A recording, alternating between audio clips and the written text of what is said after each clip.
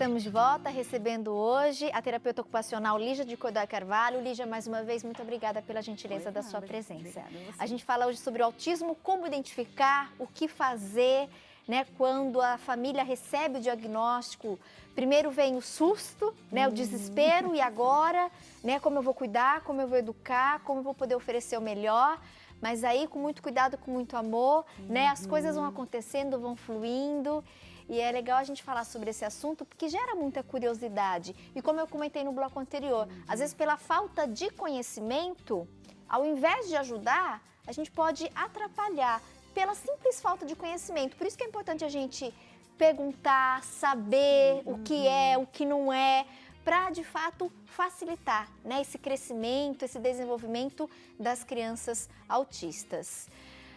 No bloco anterior, a gente saiu aí com uma perguntinha no ar. Eu sempre ouvi dizer, Lígia, que o bebê autista, ele tende a ir no colo de todo mundo, né? Numa determinada fase, geralmente a criança não autista, ela fica no colo da mãe, da avó, mas chora quando vai no colo de um estranho, entre aspas.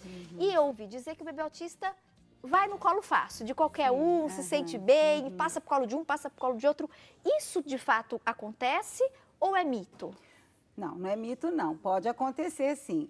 Porque no próprio desenvolvimento normal, você tem a fase que o bebê vai com todo mundo, né? Então, os pais ficam felizes, o meu filho é super simpático, vai com todo mundo. Até quando ele começa a perceber, você é minha mamãe, você não é minha mamãe. Então, quando essa percepção, né, do mundo mesmo, visual, porque o bebê ele reconhece o cheiro da mamãe, o visual, a imagem. Então, quando ela vai se desenvolvendo, em torno mais ou menos aí de 8 meses, é quando você percebe que você vai com um bebê, que era o bebê mais simpático do mundo, ele chega num determinado lugar, ele começa a olhar para um, olhar para outro e abre aquele berreiro, deixa de ser tão simpático, né? Mas do ponto de vista do desenvolvimento, isso é importantíssimo, é porque ele está reagindo a esse ambiente que ora ele conhece e ora ele pode não conhecer. Isso é normal, isso é positivo. Isso é positivo e é esperado dentro do desenvolvimento normal de qualquer bebê, né? Agora, o que muitas vezes acontece com o bebê que já vai desenvolvendo algumas características autistas é que essa resposta ao ambiente, do mesmo jeito como eu falei no bloco anterior, que essa criança pode responder muito negativamente a um estímulo, você também tem aquela criança que não responde. Por quê? Porque ela não processa esse estímulo, né? Então, por exemplo, essa questão de que muitas vezes ela vai para o colo, né, de pessoas e ela nem se dá conta que mudou de colo, que não é a mamãe que está segurando, porque ela não detecta tão bem essas entradas sensoriais, entendeu? Que vem de uma outra forma. Então, ou a não ser que esse estímulo tivesse que ser muito alto, muito grande, para ela começar a dar uma resposta. Então, pode acontecer isso tanto, porque quando a gente fala das disfunções sensoriais, você pode ter uma criança que tem uma hiperresposta, mas você tem uma criança que tem uma hiporresposta sensorial, né? Ela precisa de muito mais estímulos para aí ela começar a compreender o mundo e ela começar a dar uma resposta, né? Então, isso é muito comum você ter na criança autista, por isso que, assim, uma vez, o primeiro, quem vai começar a ter um olhar e começar já a perceber que algo não está indo bem no desenvolvimento de uma criança é o pediatra, né? Então, uma vez que o pediatra já percebe que tem algo do desenvolvimento desse bebê que não está acontecendo dentro daquilo que é o esperado para cada idade, né? Para cada tempo de vida ou faixa etária da criança, ele já começa a levantar uma suspeita. Então, é como eu falei, o que está dentro do espectro tem que ter essas características, né? A questão da falta de comunicação, a questão da interação social e essas respostas para o mundo sensorial um pouco difuso, um pouquinho diferente, né? Então, logicamente, quando o pediatra começa a perceber isso, ele vai indicar ou para o neurologista, que pode ser feito, o neurologista infantil pode ser feito o diagnóstico, né, dado o diagnóstico por essa especialidade, como também você tem o psiquiatra infantil, né? Mas, assim, é óbvio que essa criança ela precisa ter um espectro, né? Um leque de características e sintomas para se fechar esse diagnóstico. O diagnóstico de autismo. E muitas vezes, né, e isso, né, eu dentro da minha profissão, os terapeutas ocupacionais, ou a fonoaudiologia, ou a psicologia, são os profissionais que muitas vezes o médico vai pedir um socorrinho, né? Do tipo assim, né? Olha, me ajude, porque eu tô com uma suspeita que essa criança tá dentro do espectro autista, mas muitas vezes o próprio médico ele não tem condição, dentro daquele momento, daquele tempo que ele está com a criança,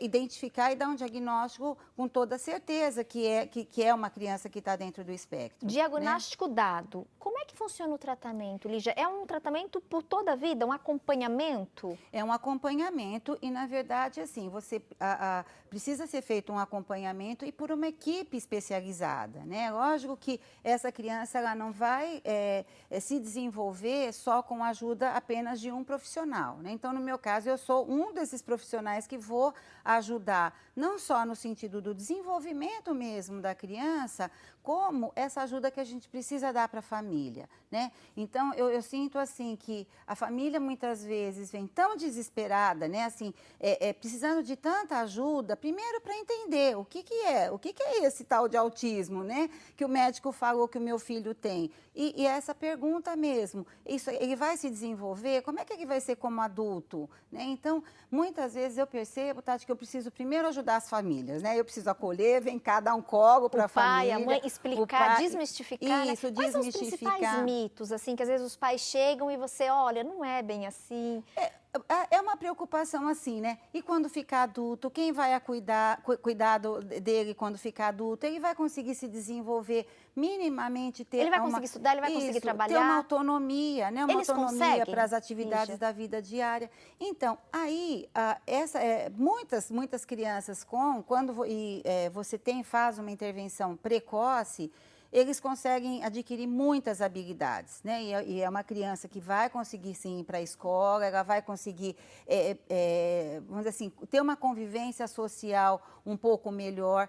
Óbvio que ele vai ter as características sempre, né? Uma coisa que a gente diz, Tati, assim, a questão, o meu filho, ele tinha autismo, mas agora ele não tem mais, ele se curou do autismo. Não, se foi dado um diagnóstico e, de fato, aquela criança é autista, ela vai ser sempre autista. Como equipe, né, multidisciplinar, ele vai ali ser ajudado para ele conseguir se desenvolver melhor, exatamente, fazer as atividades, né? Isso. Como as outras crianças, mas é o que você comentou, alguns sinais, algumas características.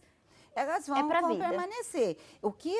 A nossa função é ajudar essas crianças a conviver melhor, né, com essas diferenças e com essas, vamos dizer assim, dificuldades que eles têm, mas que com o tratamento eles conseguem se desenvolver, né? É óbvio que você precisa de um centro especializado mesmo. A Ludens, a função é essa, né? Nós temos os profissionais aí da equipe multidisciplinar, que é a fonoaudiologia, o psicólogo, o terapeuta ocupacional, que muitas vezes ele vai precisar de uma equipe, né, para que, de fato, o desempenho o desenvolvimento, né, dessas habilidades, e mesmo que, vamos dizer assim, ele não consiga desenvolver uma vida acadêmica, né? Mas você tem condição de ele ter minimamente uma independência, uma autonomia para o autocuidado e até desenvolver uma função ou uma habilidade que essa criança pode ter e se desenvolver até enquanto para o trabalho mesmo, já é um grande né? ganho, que já é né? uma coisa bastante importante. A gente recebeu hoje, então, a terapeuta ocupacional Lígia de Godoy Carvalho. Lígia, muito obrigada mais uma vez, viu?